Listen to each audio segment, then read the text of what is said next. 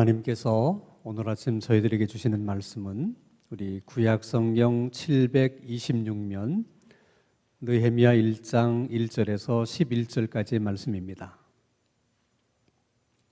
구약성경 726면 느헤미야 1장 1절에서 11절까지의 말씀을 제가 봉독합니다. 하나님의 말씀을 경청하시기 바랍니다.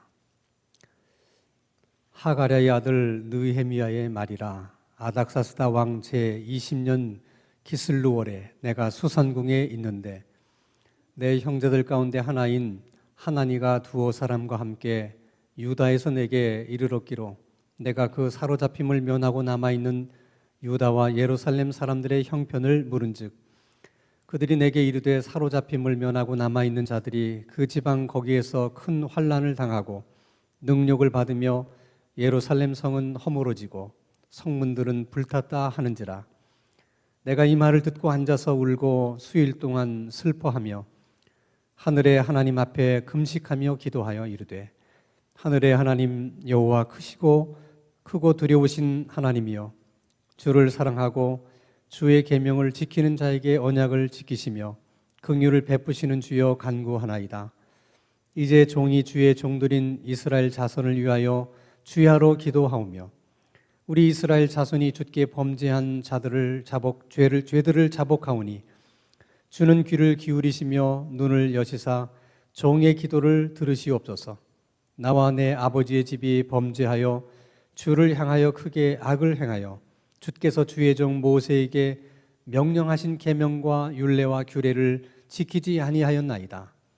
옛적에 주께서 주의 종 모세에게 명령하여 이르시되 만일 너희가 범죄하면 내가 너희를 여러 나라 가운데에 흩을 것이요 만일 내게로 돌아와 내 계명을 지켜 행하면 너희 쫓긴 자가 하늘 끝에 있을지라도 내가 거기서부터 그들을 모아 내 이름을 두려고 택한 곳에 돌아오게 하리라 하신 말씀을 이제 청하건대 기억하옵소서. 이들은 주께서 일찍이 큰 권능과 강한 손으로 구속하신 주의 종들이요 주의 백성이니이다. 주여 구하오니 귀를 기울이사 종의 기도와 주의 이름을 경외하기를 기뻐하는 종들의 기도를 들으시고 오늘 종이 형통하여 이 사람들 앞에서 은혜를 입게 하옵소서 하였나니 그때 내가 왕의 술관원이 되었느니라. 아멘. 우리 지난주 목요일은 3.1 운동이 일어난 지 99주년이 되는 아주 뜻깊은 날이었습니다. 우리가 3.1절이 되면 늘 생각하게 되는 것이 한 가지 있습니다. 그것은 나라를 잃어버린 아픔이 얼마나 큰 아픔이고 나라 없이 산다는 것이 얼마나 큰 서름인가 하는 거예요. 사실 나라가 크든 작든 자기 나라가 있다는 것만큼 중요하고 소중한 일이 없습니다. 더욱이 하나님을 마음껏 예배할 수 있고 또 예수님을 마음껏 전할 수 있는 그런 신앙의 자유가 있는 나라, 그런 나라에서 살 수 있다는 것이 이것이 얼마나 큰 하나님의 은총이며 복인지 모릅니다. 그렇기 때문에 이 땅에서 사는 사람들이라면 또 우리 대한민국 국민이라면 누구나 이 나라에 대한 깊은 관심과 사랑이 있어야 됩니다. 하나님을 믿는 우리들의 입장에서는 더 말할 것도 없습니다.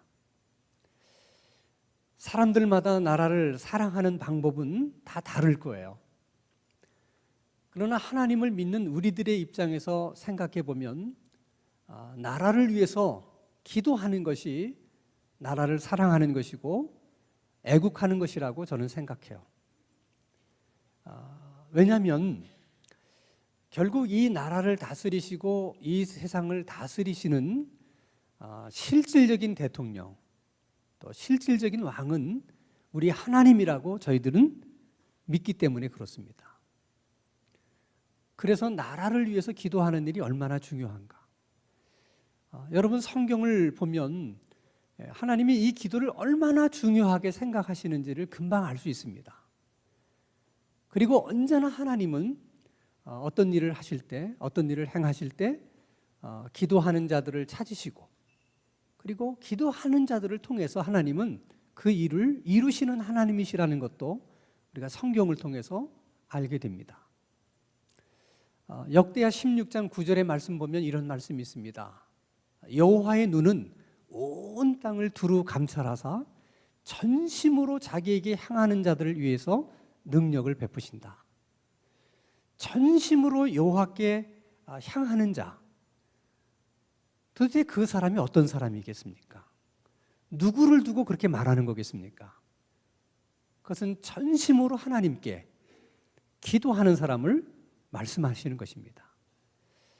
하나님은 그 시절에도 그런 사람을 찾으셨고, 그리고 오늘에도 그런 사람을 찾고 계신다는 것입니다.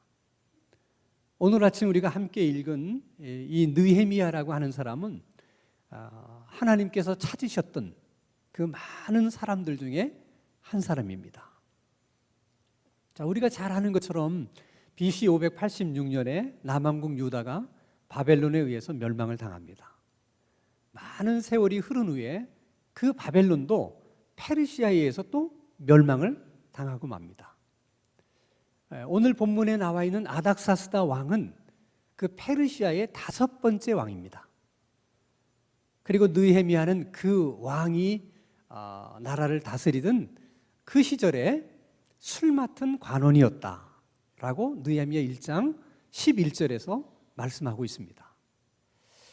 그래서 우리가 추정하기를 느헤미야는 아마도 페르시아에서 태어난 사람으로서 바벨론 포로로 잡혀왔던 그 포로 세대의 한 3세대나 4세대쯤 되는 그런 사람이지 않을까, 이렇게 이제 추정을 하는 것입니다. 근데 술 맡은 관원이었다. 이 술 맡은 관원이라고 하는 직분은 왕이 마시는 술을 관리하고 책임지는 관리를 말합니다. 근데 그 당시 왕들이 제일 두려워하는 것이 독살당하는 거예요. 암살당하는 것입니다. 여러 나라를 정복해서 나라를 확장하다 보니까 원한을 산 사람들이 많은 거예요. 그 원한을 산 사람들이 어디서 어떤 모습으로 나타날런지 왕은 항상 그게 두려운 것입니다. 그러면 여러분, 왕을 시해할 수 있는 가장 손쉬운 방법이 뭐겠어요? 왕이 먹는 음식이나 술에다 독을 타는 거예요. 그래서 왕은 자기가 먹을 음식, 자기가 마시는 술을 관리하는 그 직책을 맡은 사람들은 정말 왕이 신뢰할 수 있는 믿을 만한 사람들로 세울 수밖에 없는 것입니다. 술 맡은 관원이라고 하는 직책은 품계상으로 보면 영의정이나 좌의정에 훨씬 못 미치는 것이지만은, 그러나 왕을 가장 가까운 자리에서 모시고 자주 만나는 그런 직책이었기 때문에 아무도 무시할 수 없는, 사실 요직 중에 요직이 술을 맡은 관리입니다. 그런데 그것을 느헤미야가 그런 직책을 가지고 있었다는 건 굉장히 놀랄 만한 일이에요. 어떻게 포로로 잡혀온 후손에게 가장 왕이 신뢰해야만 맡길 수 있는 그런 일을 느헤미야에게 맡겼을까? 그것은 그만큼 느헤미야가 실력 면에 있어서, 능력 면에 있어서, 또 성품이나 인격 면에 있어서 신뢰를 받을 만한 그런 인물이었다고 하는 하나의 또 반증이기도 합니다. 어쨌든 느헤미야 입장에서는 엄청난 출세를 한 거예요. 그러니까 개인으로 생각하면 나라는 망했지만 본인이 사는 데는 아무 문제가 없었어요. 근데 어느 날 예루살렘에서 온 몇 명의 사람들이 있다는 얘기를 듣고 그 사람들에게 물어봅니다. 포로로 잡혀갈 때 잡혀가지 않고 그 예루살렘과 유대 땅에 남아서 살던 사람들은 요즘 어떻게 사느냐, 그리고 최근에 예루살렘의 근황은 어떻느냐 물으니까 예루살렘에서 온 사람들이 얘기를 해줍니다. 포로로 끌려가지 않고 유대 땅에 남아서 사는 사람들은 얼마나 힘들게 사는지 모릅니다. 그들은 큰 환난 속에 많은 사람에게 능욕을 당하고 살고 있습니다. 예루살렘 성벽은 다 무너져 내렸고 성문은 다 불타서 없어졌습니다. 그 얘기를 듣게 된 느헤미야가 서 있을 수가 없어서 펄썩 주저앉아서 울고 수일을 슬퍼하면서 그리고 금식하며 하나님 앞에 기도했다. 이게 이제 오늘 본문 4절의 말씀이에요. 우리의 관심은 도대체 느헤미야가 예루살렘의 근황이 왜 그렇게 궁금했을까? 시간적으로 보면 한 140년이 훌쩍 지나간 그런 시간입니다. 10년이면 강산도 변한다고 하는데 140년이면 강산이 14번이나 바뀔 수 있는 긴 시간이에요. 이미 나라가 망한 지 100년이 넘었어요. 그런데 왜 굳이 예루살렘의 근황이 그처럼 궁금해서 거기에서 온 사람들에게 그 근황을 물어보게 됐을까? 그것은 느헤미야가 평소에 늘 예루살렘을 생각하고 있었고 또 예루살렘이 어떨까 하는 것을 마음에 품고 살았다는 증거예요. 그것은 아마도 부모님의 신앙 교육 때문에 그랬던 것 같아요. 그러니까 단순한 호기심으로 물어본 것이 아니라 늘 마음에 담고 있었기 때문에 궁금해서 물어본 것이죠. 그 관심은 사랑에서 나오는 거예요. 나라는 망하고 없어졌지만 그리고 한 번도 가본 적이 없는 예루살렘이지만 부모에게 들어서 자기 기억 속에 남아있는 그 예루살렘, 그걸 늘 마음속에 품고 있었어요. 그 예루살렘을, 그 이스라엘을 사랑했기 때문에 궁금했던 것이고, 사랑했기 때문에 물어보고 싶었던 것이고, 사랑했기 때문에 안 됐다는 얘기를 듣고 주저앉아서 울 수가 있었던 것이고, 수일 동안 슬퍼하고 또 금식하며 기도할 수 있었던 것입니다. 관심이 없는데 눈물이 나오겠습니까?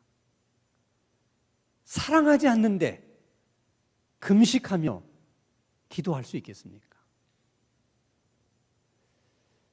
느헤미야가 얼마나 예루살렘을 사랑했고 또 이스라엘을 사랑했는지는 그의 기도 가운데도 찾아볼 수 있습니다. 자, 느헤미야 1장 6절과 7절 말씀을 한번 보겠습니다. 같이 읽습니다. 시작. 이제 종이 주의 종들인 이스라엘 자손을 위하여 주야로 기도하오며 우리 이스라엘 자손이 주께 범죄한 자들을 자복하오니 주는 귀를 기울이시며 눈을 여시사 종의 기도를 들으시옵소서.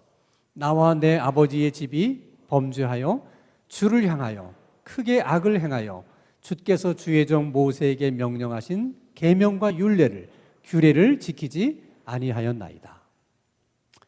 100여 년 전에 자기 조상들이 잘못한 범죄한 사실을 놓고 느헤미야는 그것이 마치 자신의 죄인 것처럼, 자신이 잘못한 일인 것처럼 그 죄를 품고 하나님 앞에 중보하며 지금 기도하고 있는 거예요.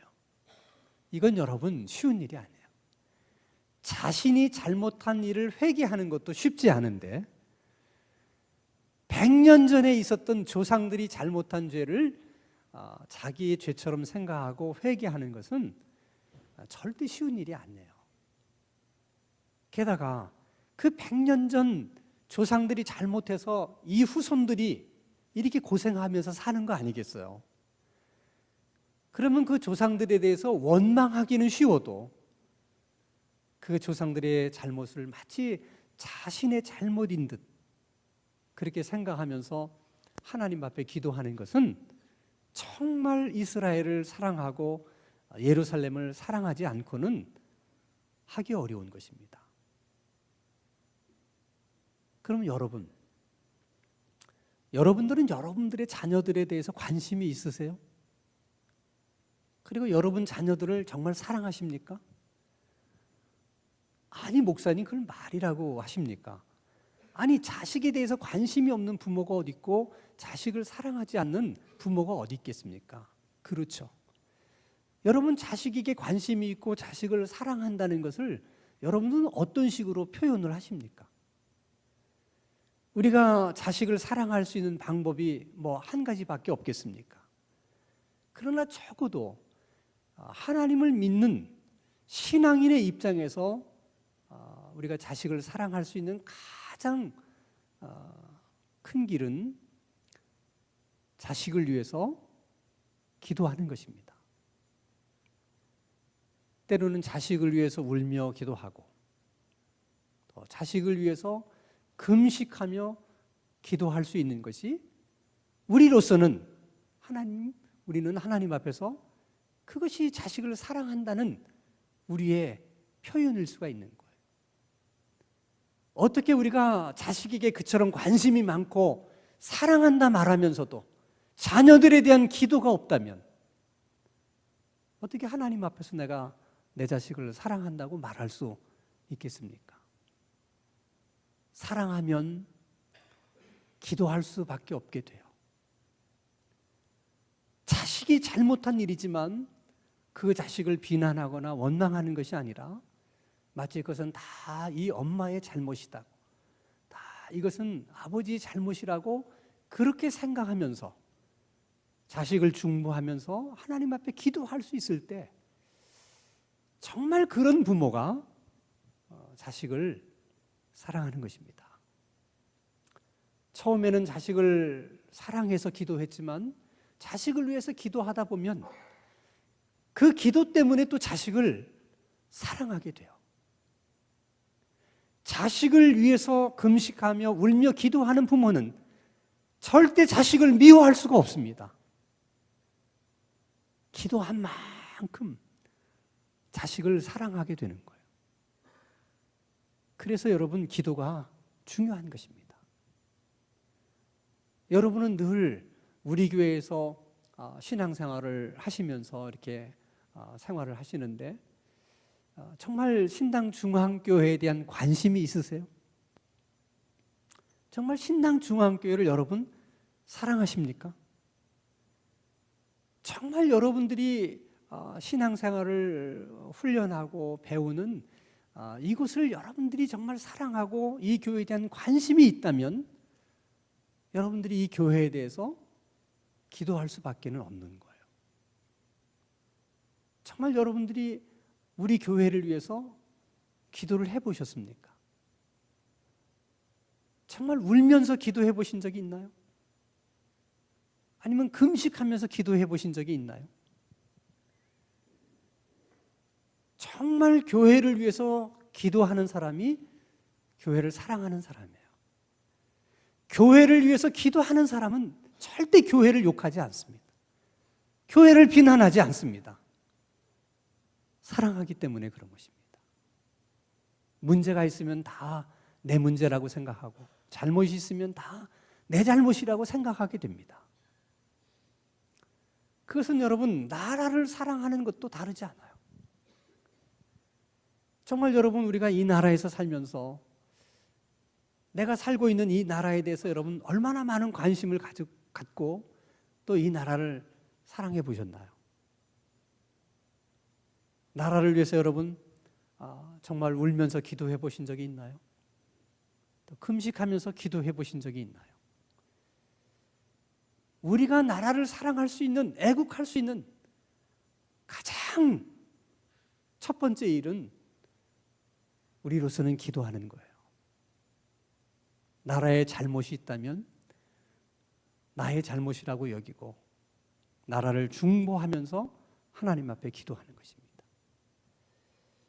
혹자는 생각하기를 뭐 자식 사랑하는 게 뭐 기도라면 그 돈도 안 들고 뭐 그거야 뭐가 이렇게 어렵겠냐고. 뭐 나라 사랑하는 게 뭐 나가서 시위하는 게 어렵지 뭐 기도만 하고 앉아 있는 게 뭐가 그렇게 어려운 일이겠느냐고 말할 수 있지만 그렇지 않아요. 사랑하지 않으면 기도할 수 없습니다. 그리고 여러분, 기도는 하나님을 움직이는 일이기 때문에 어떻게 보면 세상에서 가장 어렵고 힘든 일이에요. 오늘 본문이 우리들에게 말씀하는 중요한 내용 가운데 하나가 느헤미야의 기도로 인해서 하나님이 어떻게 움직이셨는가를 우리들에게 말씀하고 있다는 거예요. 자, 여러분, 느헤미야 2장 1절과 2절 말씀을 한번 같이 읽겠습니다. 시작. 아닥사스다 왕 제20년 니산월에 왕 앞에 포도주가 있기로 내가 그 포도주를 왕에게 드렸는데 이전에는 내가 왕 앞에서 수심이 없었더니 왕이 내게 이르시되 내가 병이 없거늘 어찌하여 얼굴에 수심이 있느냐 이는 필연 내 마음에 근심이 있음이로다 하더라. 그때 내가 크게 두려워하여. 자, 여러분, 예루살렘에서 있었던 일들을 들으면서 주저앉아 울 만큼 느헤미야의 마음을 아프게 했습니다. 금식하며 기도합니다. 그러니 그 얼굴에 왜 수심이 없었겠어요? 어느 날 왕이 그걸 눈치를 챕니다. 왜 얼굴에 수심이 있느냐? 그때 느헤미야가 두려워했다고 합니다. 이건 두려워해야 되는 일이에요. 왕을 가까이 모시는 자는 왕을 신경 쓰게 만들거나 이렇게 근심하게 만들면 그 자체가 불충이에요. 그러니까 왕이 너 왜 이렇게 얼굴에 수심이 가득하냐? 그런 낯빛을 보였다는 것만으로도 왕에게는 큰 불충이 되는 거예요. 그게 두려워한 거죠. 그래서 왕 앞에 솔직하게 얘기를 합니다. 사실 며칠 전에 예루살렘에서 온 사람들로부터 내가 예루살렘의 근황을 들었는데 여차여차하고 이차이차합니다. 그러니 제가 어떻게 내 얼굴에 수심이 없을 수가 있겠습니까? 자, 왕에게 정직하게 이렇게 정직하게 얘기했다고 하는 것은 중요한데 그러나 이 이야기는 굉장히 위험한 이야기예요. 여러분 생각해 보세요. 나라가 망한 지 지금 100년도 넘은 일을 지금 느헤미야가 들고 나온 거예요. 왕의 입장에서 생각해 보면 네가 왜 그 걱정을 하는 거냐? 아니 왜 네가 100년도 더 지난 일을 끄집어내서 지금 근심하고 있는 거냐? 응? 아니 거기가 어딘데? 너는 왜 그렇게 먼 곳에서 일어난 일을 왜 네가 여기서 걱정하고 근심하는 거냐? 그래, 무너진 성벽이라도 네가 다시 세우고 싶은 마음이 있어서 그런 거냐? 아니 망한 나라의 성벽을 다시 쌓는다는 것은 도대체 저희가 뭐냐? 그러면 이것은 반역이라고도 생각할 수 있지 않겠습니까? 지금 왕의 입장에서는 느헤미야에게 그런 마음이 0.00001%만 있어도 술 맡은 관원인데 어떻게 그 일을 맡길 수 있겠습니까? 그런데 느헤미야는 솔직하게 얘기를 해요. 놀라운 것은 그 얘기를 들은 왕이 이렇게 얘기를 합니다. 네 소원이 뭐냐? 그랬더니 느헤미야가 얘기합니다. 제가 예루살렘에 가서 무너진 성벽을 다시 수축하고 불타버린 성문을 다시 재건할 수 있도록 그렇게 하고 돌아올 수 있도록 저에게 특별 휴가를 주십시오. 제가 가는 길에 큰 어려움이 없도록 왕께서 모든 총독들에게 조서를 써서 느헤미야가 가니까 다 통과시켜줘라. 미리 조서를 좀 보내주십시오. 그리고 할 수만 있다면 성벽을 재건하는 일이나 성문을 수리하는 일에 목재가 필요하면 목재를 왕께서 좀 공급해 주십시오 라고 얘기를 해요. 이렇게 얘기할 수 있겠습니까, 여러분? 그런데 왕이 그 얘기를 듣고 그렇게 하라고 얘기를 합니다. 이거는 여러분 사실 생각하기 어려운 얘기예요. 그래서 느헤미야도 왕이 그렇게 해라, 그 얘기를 듣고 그것에 대해서 자신이 이렇게 고백을 해요. 자, 우리 느헤미야 2장 8절입니다. 같이 읽습니다. 시작.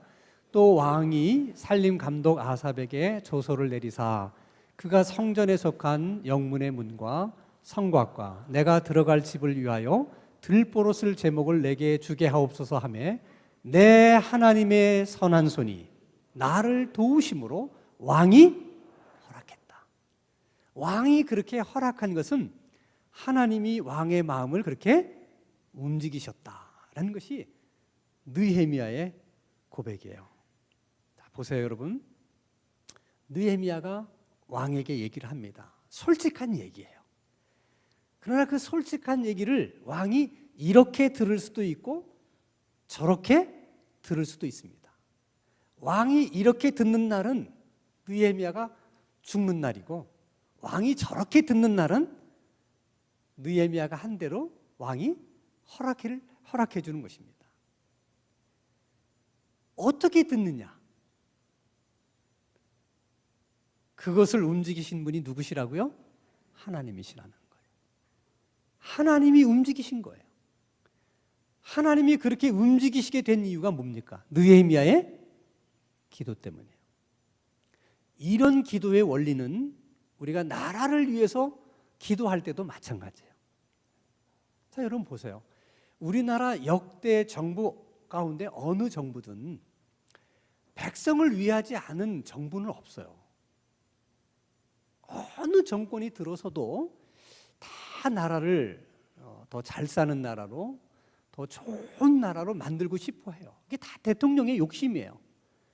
그리고 본인은 정말 이 나라를 이렇게 성장시켰고 더 잘 사는 나라로, 더 좋은 나라로 만든 대통령이다, 이렇게 기억되기를 바라요.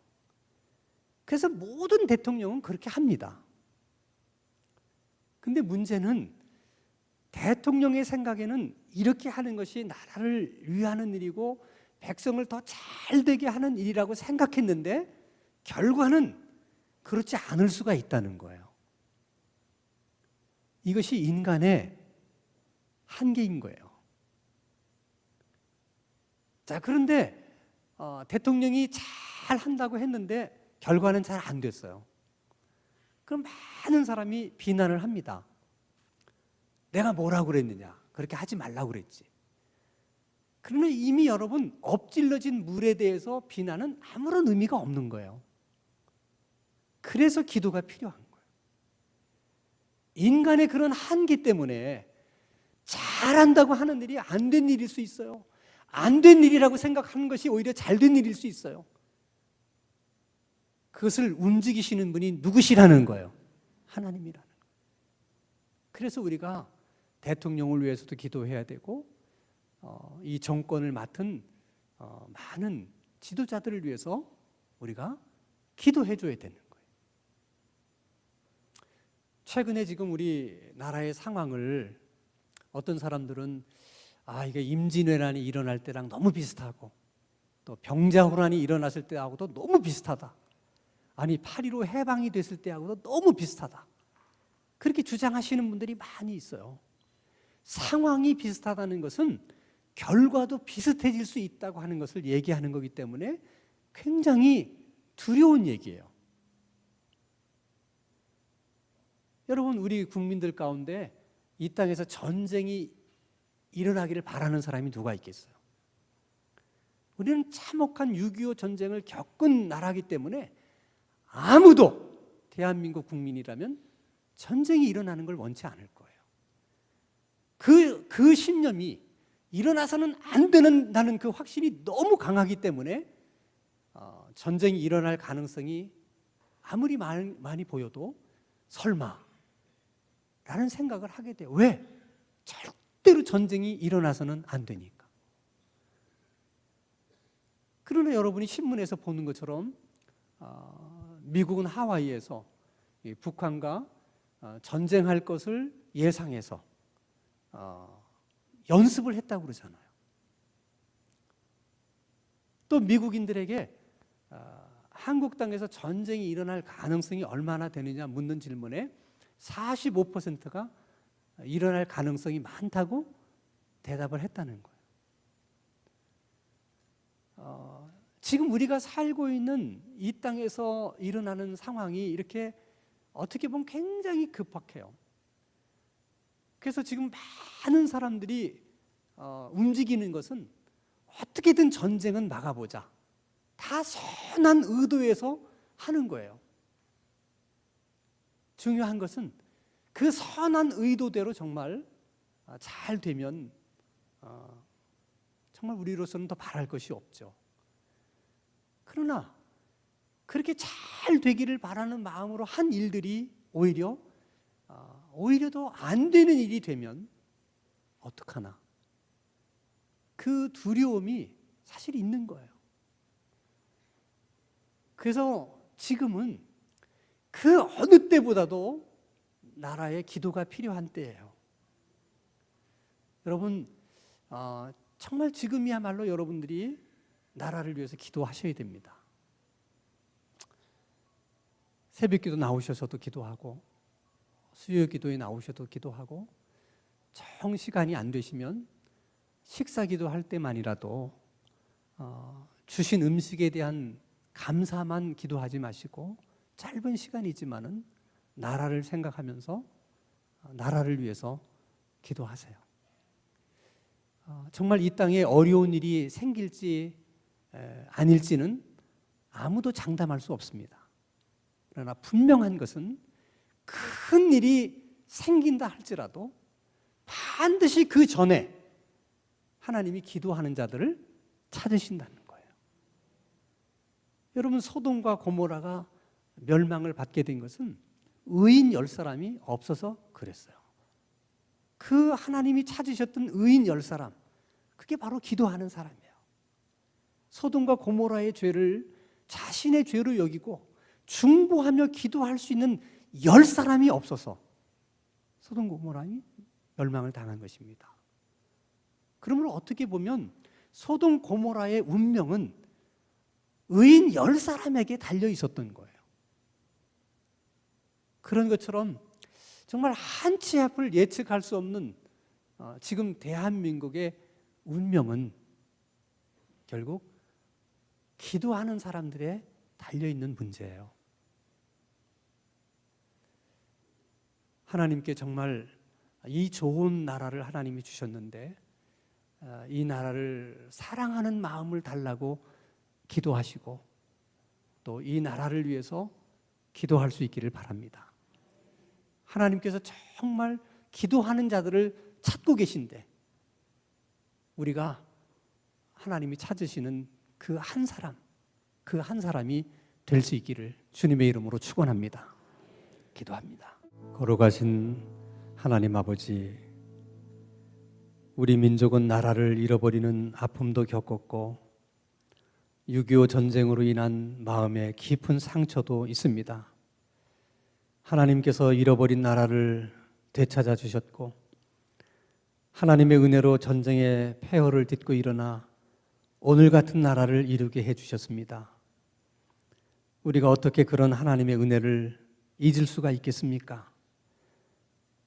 하나님 아버지, 이 나라에 문제가 있고 어려움이 있다면 그것은 1차적으로 우리들의 잘못임을 고백합니다. 우리가 그동안 하나님의 은혜를 잊고 살았고 하나님이 다시 찾게 해주신 이 나라를 사랑하지 못한 잘못이 저희들에게 있습니다.